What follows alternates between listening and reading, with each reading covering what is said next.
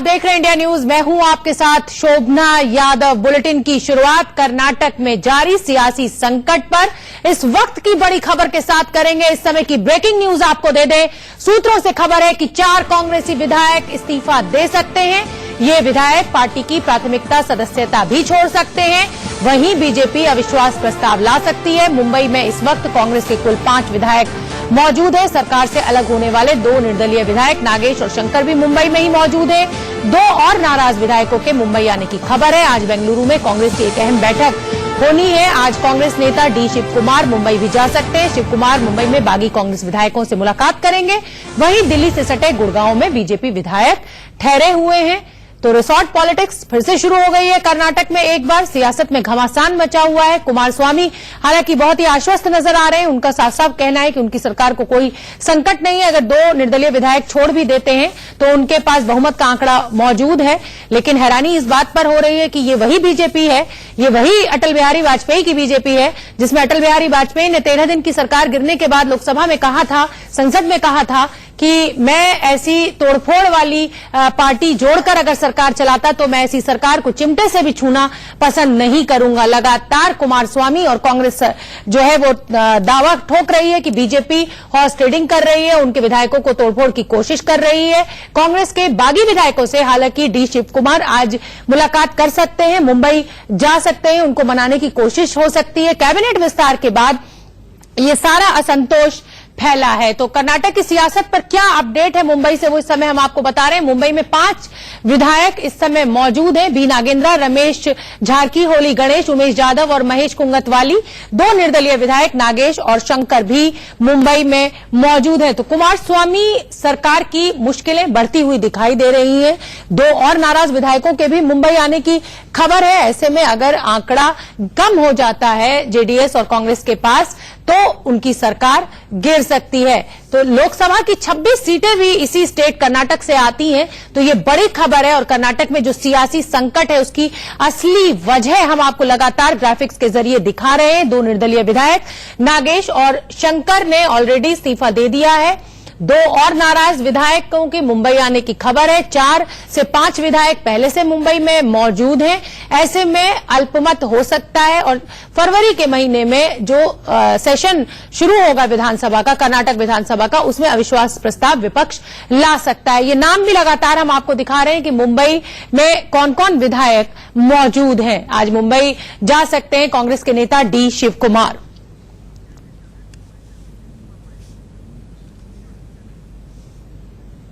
अभिषेक शर्मा ज्यादा जानकारी लिए हुए हमारे सहयोगी हमसे जुड़ गए हैं। अभिषेक, 4 से 5 विधायकों के मुंबई में मौजूद होने की बात कही जा रही है। डी शिव कुमार आज उनसे मुलाकात कर सकते हैं। 2 और नाराज विधायकों के भी मुंबई पहुंचने की खबर आ रही है। आपके पास क्या अपडेट है, क्या बता सकते हैं आप हमें?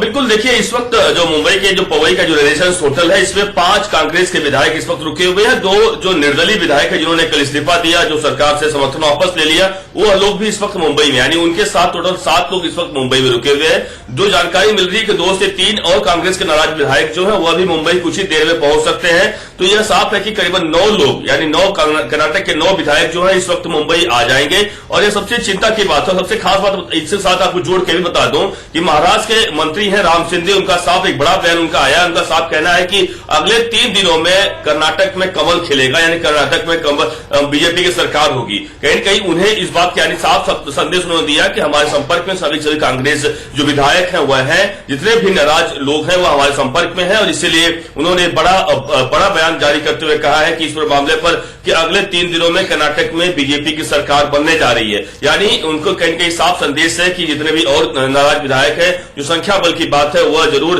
बीजेपी उतारने में कामयाब हो जाएगी और नाराज विधायक जो है वह बीजेपी खेमे में आएंगे और आगे आने वाले दिनों में कांग्रेस के लिए मुश्किलें बढ़ेंगी। और इसीलिए उन्होंने बड़ा बयान दिया है। लगातार जो कांग्रेस के तमाम नेता हैं वह इस होटल में, जहां होटल में रुके हुए लगातार। ठीक है अभिषेक, आप हमारे साथ बने रहिए। सैयद निजामुद्दीन हमारे सहयोगी बेंगलुरु से हमसे जुड़ गए हैं। सैयद, आपसे जानना चाहेंगे कि अगर ये जो 5 से 7 विधायकों की जो संख्या सामने आ रही है, अगर ये इस्तीफा दे भी देते हैं और अगर बीजेपी में शामिल होने की बात करते हैं, इनकी सदस्यता, प्राथमिक सदस्यता रद्द हो जाती है, तो जो बहुमत का आंकड़ा है उसकी संख्या भी तो कम हो जाएगी। अगर मैं इस समय मिनिमम लेके चलूं कि 224 में से 5 सांसदों की विधायकी है वो खत्म हो जाती है, तो भी तो आंकड़ा ये कम हो जाएगा। बहुमत के लिए आपको 110 से 109 का आंकड़ा चाहिए होगा बीजेपी को, तो सरकार बनने की इतनी भी ऐसा नहीं है कि नामुमकिन है बीजेपी की सरकार।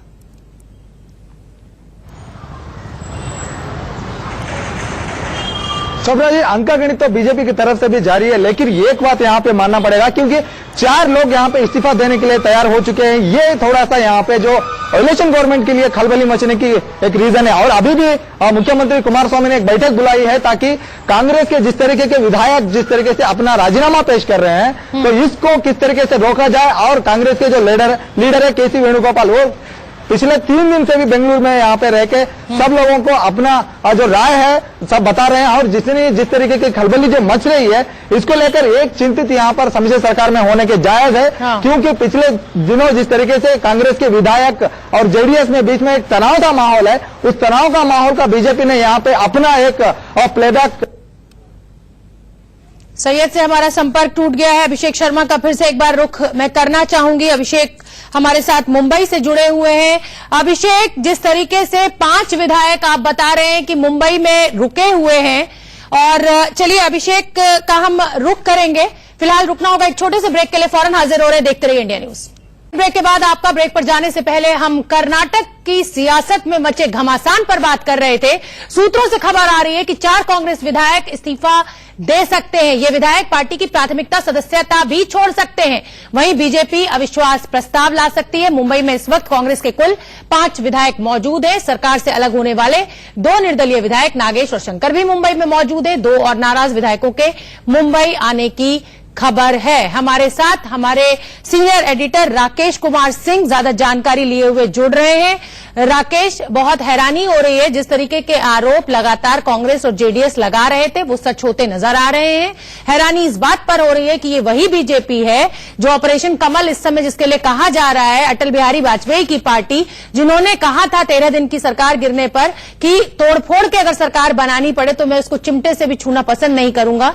लेकिन सियासत है और साम दाम दंड भेद वही देखने को मिल रहा है इस समय कर्नाटक में।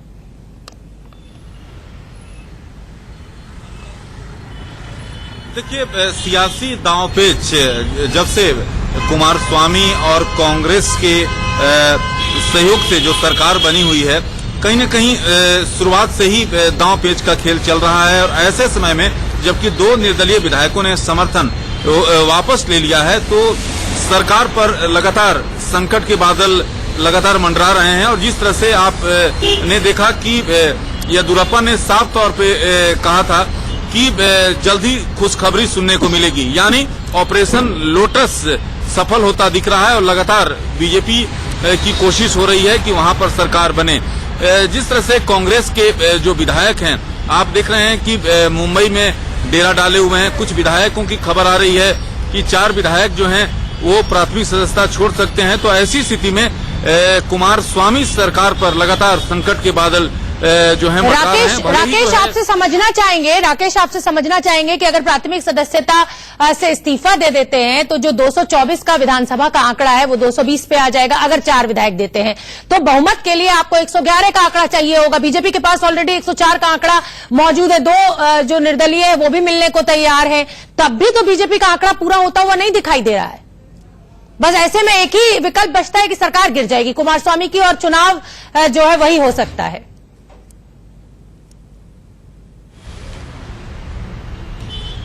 देखिए, जो ये कांग्रेस के कुछ विधायक जो कि कुमारस्वामी से नाराज बताए जा रहे हैं, कहीं न कहीं कुछ विधायक जो हैं बीजेपी के साथ संपर्क में हैं। और ऑपरेशन लोटस के तहत जो कोशिश लगातार की जा रही है बीजेपी की कि वहां पर जो कांग्रेस के कुछ विधायक हैं या तो इस्तीफा दें या विधानसभा से अब्सटेन करें।